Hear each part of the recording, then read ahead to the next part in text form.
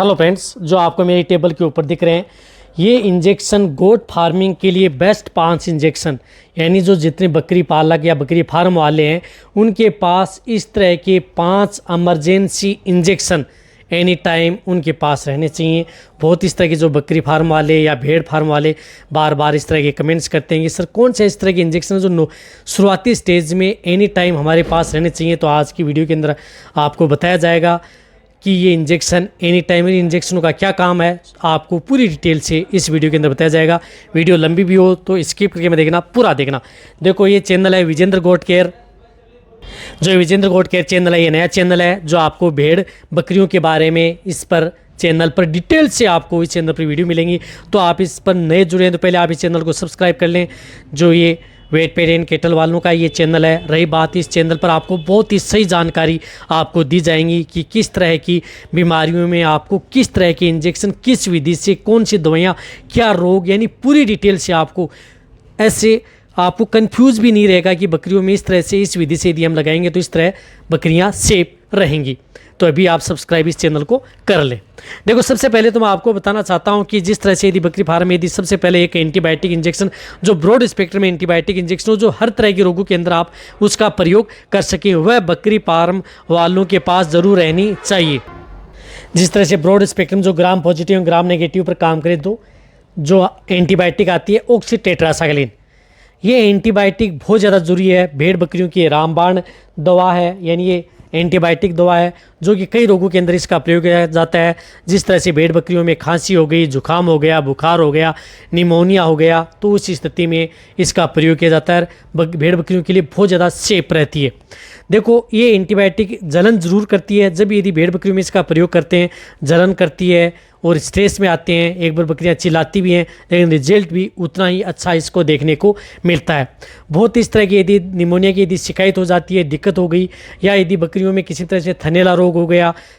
खांसी जुकाम बुखार जो मैंने बताई, इसी तरह से अदर जो बैक्टीरियल डिजीज या वायरल इन्फेक्शन यदि बकरियों में हो जाता है तो इस एंटीबायोटिक इंजेक्शन का प्रयोग किया जाता है। लेकिन एक और बताना चाहता हूँ कि ये एंटीबायोटिक इंजेक्शन है, ये जो यदि आपकी प्रेग्नेंट बकरियाँ हैं, गाभिन बकरियाँ हैं, उसमें आप इसको ज़्यादा प्रयोग नहीं कर सकते। यदि आपने भूलवंश में कम लगा दी तो कोई दिक्कत, लेकिन ज़्यादा यदि आप इसका प्रयोग कर लेते हैं तो उस स्थिति में प्रेग्नेंट बकरियों के लिए नुकसान भी करती है। इस बात का भी आपको ध्यान रखना है।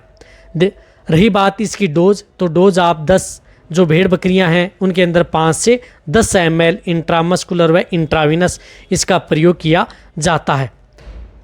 इसी के साथ साथ आपको दूसरे इंजेक्शन के बारे में बताऊं तो वह इंजेक्शन है जिस तरह से मिलोनेक्स प्लस,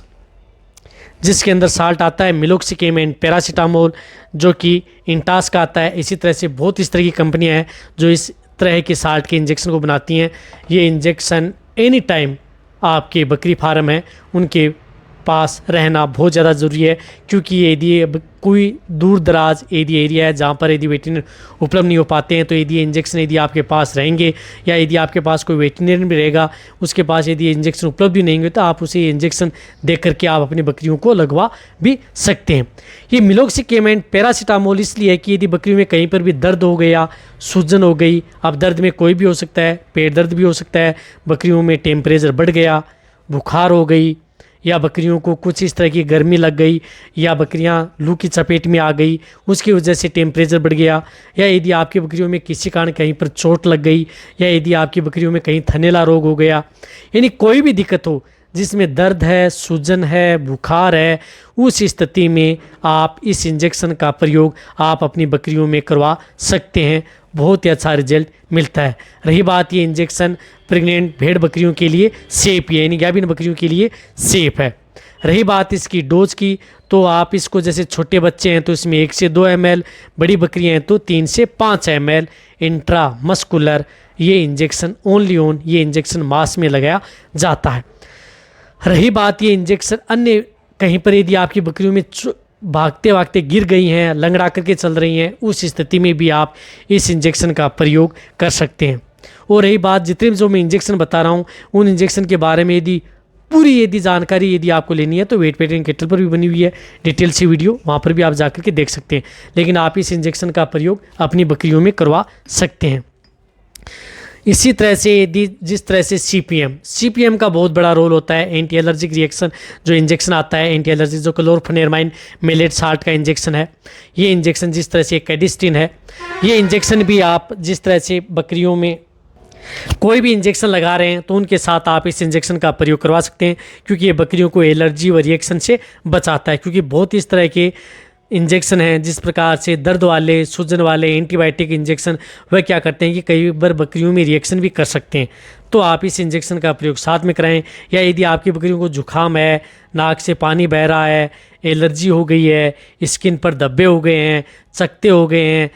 तो उस स्थिति में आप इस इंजेक्शन का प्रयोग अपनी बकरियों में करवा सकते हैं। जिस तरह से बकरियों का फर आ गया है या अदर कोई दिक्कत है, या बकरियों को जिस प्रकार से किसी कीट पतंगे ने काट लिया, मधुमक्खी, मक्खी, मच्छर ने काट लिया, उसकी वजह से बकरियों में कोई रिएक्शन हो गया, तो उस स्थिति में आप इस इंजेक्शन का प्रयोग अपनी बकरियों में करवा सकते हैं। इसकी डोज बकरियों में 2 ml से लेकर के 5 ml 5 ml उन बकरियों के लिए है जिनकी बॉडी वेट ज़्यादा होता है, 50-60 kg से ज़्यादा बॉडी वेट है, और कम बॉडी वेट है तो उसमें आप 2 ml ओनली ऑन इंट्रामस्कुलर इस इंजेक्शन का प्रयोग भेड़ बकरियों में कराया जाता है। ये इंजेक्शन भी बकरियों के लिए सेफ रहता है। इसी के साथ साथ मैं आपको इंजेक्शन एक बता रहा हूँ, मल्टीविटामिन इंजेक्शन, जिसमें साल्ट है, बी कॉम्प्लेक्स इंजेक्शन बेलामाइल, जिसमें साल्ट है, बी कॉम्प्लेक्स, लिवरक्सटेट विथ विटामिन B12 इंजेक्शन। बहुत अच्छा इंजेक्शन है।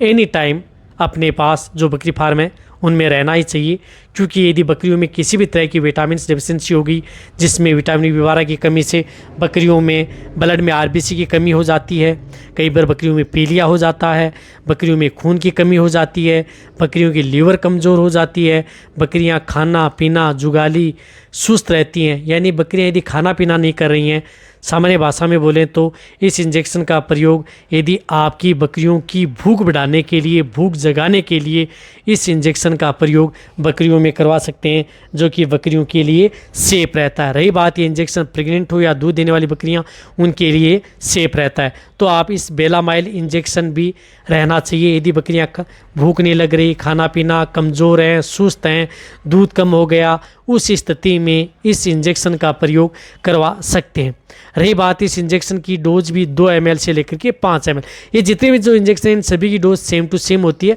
2 ml से लेकर के 5 ml ओनली ऑन इंट्रामस्कुलर। बकरियों की लीवर कमज़ोर है तो भी आप इस इंजेक्शन का प्रयोग बकरियों में करवा सकते हैं।